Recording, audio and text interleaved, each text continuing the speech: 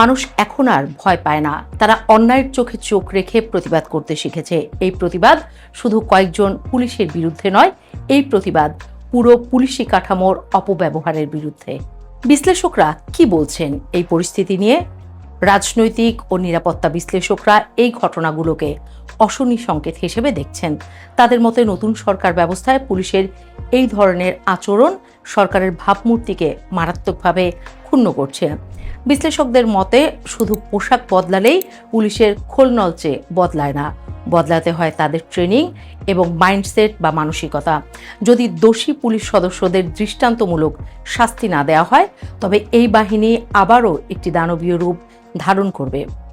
মাঠ পর্যায়ে পুলিশ সদস্যরা আরও বেশি বেপরোয়া হয়ে উঠবে। বিশ্লেষকরা বলছেন, অবিলম্বে পুলিশের জন্য একটি স্বাধীন পুলিশ কমিশন গঠন করতে হবে, যেখানে পুলিশের যে কোনো অপরাধের বিচার নিরপেক্ষভাবে হবে।